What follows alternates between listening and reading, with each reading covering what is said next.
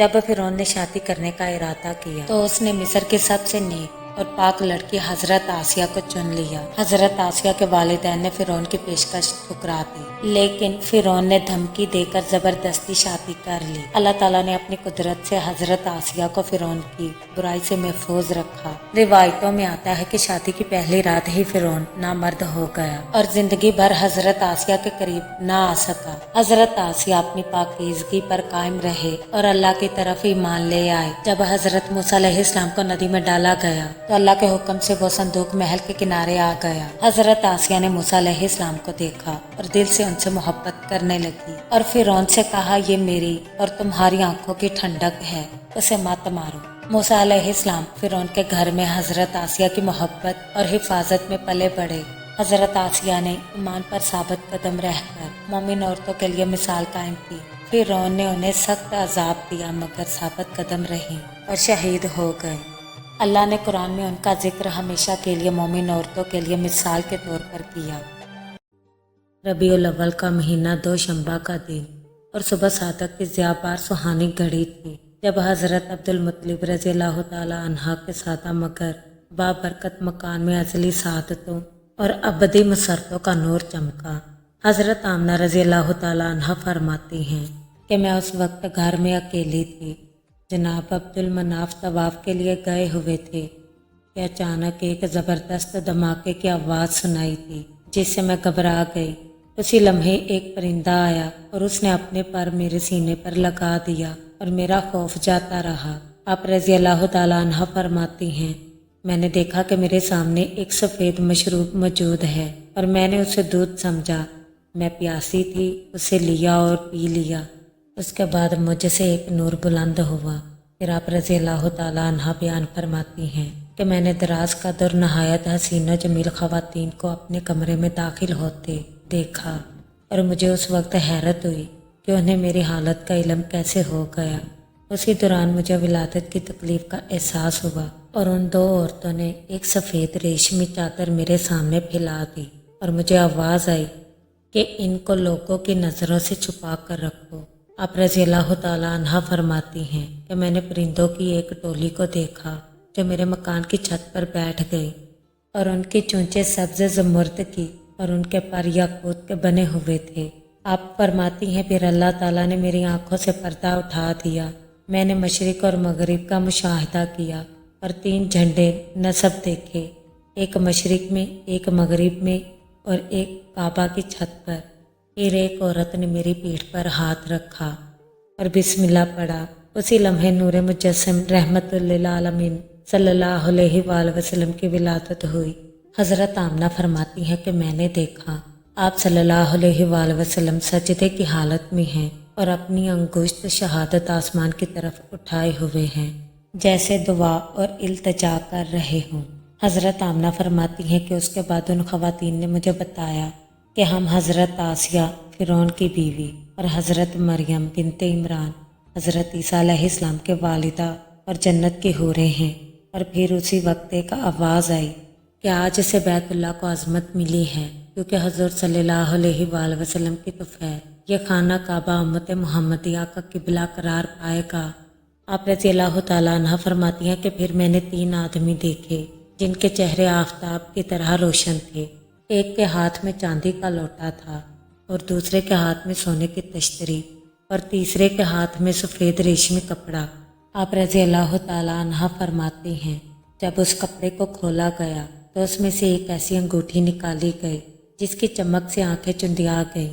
फिर आप सल्लल्लाहु अलैहि वसल्लम के दोनों कंधों के दरमियान मोहर लगाई गई और आप सल्लल्लाहु अलैहि वसल्लम को रेशमी कपड़े में लपेटा गया।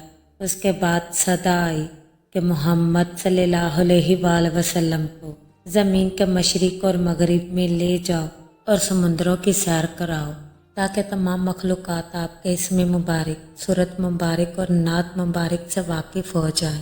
आप रज़ियल्लाहु ताला अन्हा फरमाती हैं, फिर वो फरिश्ते हुज़ूर सल्लल्लाहु अलैहि वसल्लम को अपने साथ ले गए और मेरी आंखों से ओझल हो गए। उस वक्त मेरा दिल धड़कने लगा मगर कुछ देर बाद वो मेरे बच्चे को वापस ले आए और उन्होंने आप सल्लल्लाहु अलैहि वसल्लम को मेरी गोद में डाल दिया حضرت آمنہ فرماتی ہیں کہ میں نے دیکھا کہ میرے لختے جگر کا چہرہ 14ویں کے چاند کی طرح روشن تھا۔ حضرت آمنہ فرماتی ہیں کہ اسی وقت خازن جنت حضرت رضوان آئے اور حضور صلی اللہ علیہ وآلہ وسلم کے منہ پر منہ رکھ دیا اور بار بار چومنے لگے۔ پھر حضور صلی اللہ علیہ وآلہ وسلم کے کانوں میں تیزی سے کچھ باتیں کرنے لگے۔ حضرت آمنہ فرماتی ہیں کہ مجھے سمجھ نہ آئی۔ اس کے بعد آپ کی دونوں آنکھوں کے درمیان بوسہ دیا اور کہنے لگے، حضور صلی اللہ علیہ وآلہ وسلم آپ کو مبارک ہو، پیغمبری کا کوئی ایسا علم نہیں جو آپ کو عطا نہ کیا گیا ہو۔ آپ صلی اللہ علیہ وآلہ وسلم علم میں سب پیغمبروں سے افضل ہیں۔ آپ کے ہاتھ میں اللہ تعالیٰ کی فتح کی کنجیاں ہیں۔ اب آپ صلی اللہ علیہ وآلہ وسلم کو کسی قسم کا ڈر یا خوف نہیں ہونا چاہیے۔ حضرت آمنہ فرماتی ہے کہ پھر میں نے دیکھا کہ حضور صلی اللہ علیہ وآلہ وسلم نے سفید رنگ کی 3 چابیاں اپنے ہاتھوں میں تھام لی۔ اسی وقت منادی کرنے والے نے آواز لگائی کہ محمد عربی صلی اللہ علیہ وآلہ وسلم نے نصرت، منافع اور نبوت کی چابیوں پر قبضہ کر لیا ہے۔ اس کے بعد وہ فرشتے غائب ہو گئے اور میری نظروں سے اوجھل ہو گئے۔ حضرت آمنہ رضی اللہ تعالیٰ عنہا فرماتی ہیں، پھر میں نے اپنے لختے جگر کی طرف نگاہ کی تو دیکھا کہ آپ صلی اللہ علیہ وآلہ وسلم 14ویں کے چاند کی طرح روشن ہیں اور آپ صلی اللہ علیہ وآلہ وسلم کے جسم مبارک سے خالص کستوری کی خوشبو مہک رہی ہے۔ ان تمام واقعات اور مشاہدات کو دیکھنے کے بعد آپ رضی اللہ تعالیٰ عنہ فرماتی ہیں کہ میں نے اپنی ایک باندی کو اپنے سسر محترم حضرت عبد المطلب کے پاس بھیجا۔ باندی نے جا کر عرض کیا کہ آپ کے ہاں ایک نہایت حسین و جمیل بیٹا پیدا ہوا ہے، تشریف لا کر دیکھ لیجئے۔ جب حضرت عبد المطلب سیدہ آمنہ کے پاس تشریف لائے تو آپ رضی اللہ تعالیٰ عنہ نے وہ تمام واقعات سنائے جو وقت ولادت رونما ہوئے، جو آپ صلی اللہ علیہ وآلہ وسلم کے بارے میں بیان ہوئے اور جو آپ کے نام کے بارے میں حکم دیا گیا تھا۔ حضرت عبد المطلب رضی اللہ تعالیٰ عنہ نے اپنے پوتے کو اٹھایا۔ حضرت عبد المطلب رضی اللہ تعالیٰ عنہ نے اپنے پوتے کو اپنی گود میں اٹھایا اور خانہ کعبہ کے اندر لے گئے اور رب تعالیٰ کے حضور دعائیں مانگی اور شکر بجا لائے۔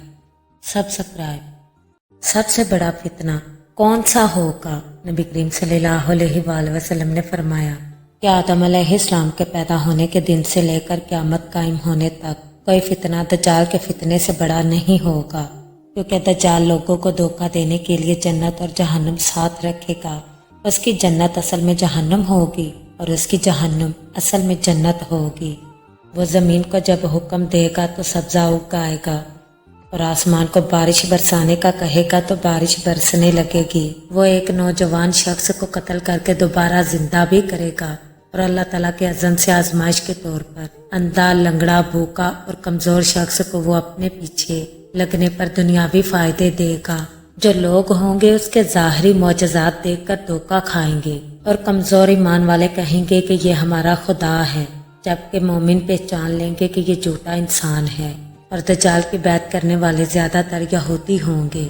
نبی کریم صلی اللہ علیہ وآلہ وسلم نے خبر دی۔ صحیح مسلم کی حدیث میں آتا ہے، نبی کریم صلی اللہ علیہ وآلہ وسلم نے فرمایا کہ 70,000 یہودی اصفہان کے سفید شال اوڑھ کر دجال کے پیچھے ہوں گے، منافقین اور کمزور ایمان والے مسلمان۔ اور جو لوگ دنیا کے لالچ میں ہوں گے وہ دجال کے کھانے پینے اور دنیاوی آسائش کے لیے اس کی بیعت کریں گے۔ حدیث میں آتا ہے کہ دجال کے فتنے سے عورتیں زیادہ متاثر ہوں گی، یہاں تک کہ مرد اپنے گھروں میں جا کر اپنی ماں، بہن، بیوی اور بیٹی کو زنجیروں میں باندھیں گے کہ وہ دجال کے پیچھے نہ جائیں۔ ان میں دیہاتی اور جاہل لوگ زیادہ ہوں گے جو دین سے دور ہوں گے اور دنیاوی لالچ پر چلنے والے لوگ اس کے ساتھی بنیں گے۔ دجالی فتنے سے وہ انسان بچے گا جو سورہ کہف کی 10 آیات یاد کرے گا، وہ دجال کے فتنے سے محفوظ رہے گا۔ اور جو انسان ایمان پر مضبوط اور اللہ پر بھروسہ کرنے والا ہوگا اور جو مدینہ اور مکہ میں ہوگا، کیونکہ دجال وہاں داخل نہیں ہو سکے گا۔